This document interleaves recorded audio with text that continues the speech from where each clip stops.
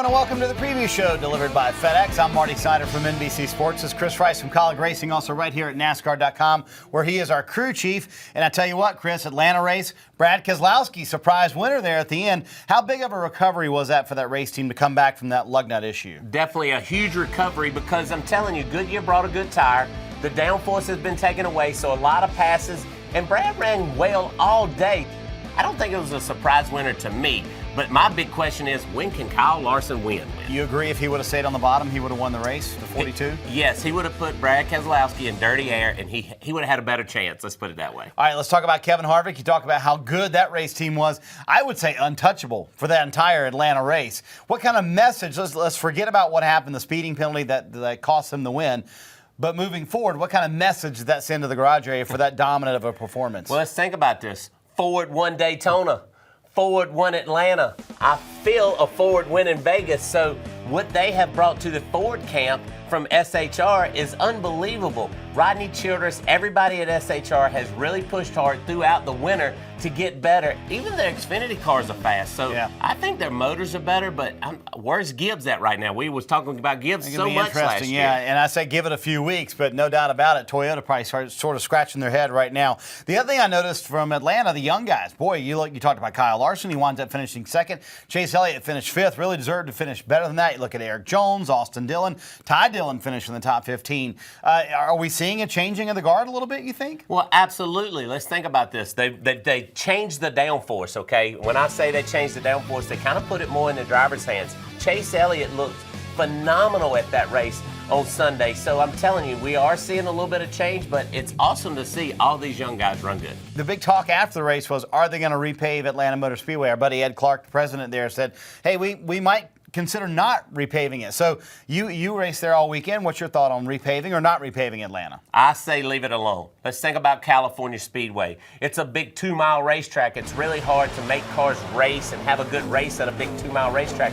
But California is one of our best races that we see all year. Let's leave it alone. Let the drivers either be mad or be happy. And you know what? It saves a lot of money. And man, the fans were there.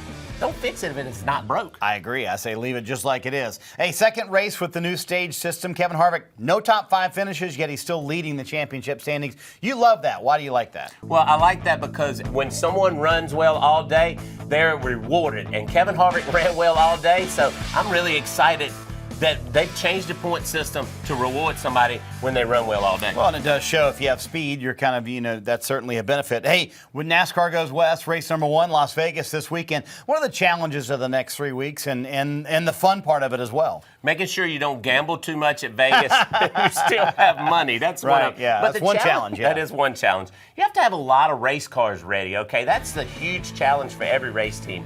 And we have to shuttle our cars back and forth from the West Coast. So that's a huge challenge when we do this West Coast swing. A lot of drivers love the Las Vegas racetrack, but it's only once a year. You love it too, huh? Only once a year. Does that make it more challenging because you only see it one time a year? Absolutely. Anytime you go to a racetrack one time a year, it makes it a lot harder because you have minimal notes, okay? So this racetrack is set there for 1 year with the weather, either hot, sandy, something happening to it. So it's changed a lot. So seeing it one time a year is very difficult because your notes are really not that good. Right. Less time to make our NASCAR Fantasy Live picks. So who are you going to go for this week? You almost had it right last week with Kevin Harvick.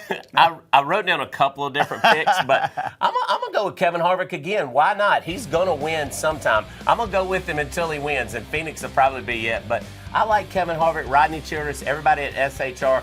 Done their homework, and they're ready to win when they get to Vegas. There's no doubt those 7-day weeks where they were working 7 days a week throughout the winter have paid off for Kevin Harvick and his race team. I'm going to go with one young guy. I don't think I've ever picked him on the show. I'm going to go with Chase Elliott. I just think what Hendrick Motorsports has brought, they brought a lot of speed to the mile-and-a-half racetracks. I think they can bring it again this week, so I'm going to go with Chase Elliott this weekend. I feel California is where Chase Elliott's going to win if everybody's picking way out, but that's an awesome pick. So that sets up your picks for the next few weeks because I know you're going to pick Harvick next week, and then you're going to pick Chase Elliott the week after that, right? That's right. All right. Hey, guys, hope you enjoy the Vegas race weekend. Going to be a lot of fun. The Cobalt Tools 400 this weekend coming up on Fox. Make sure you check it out.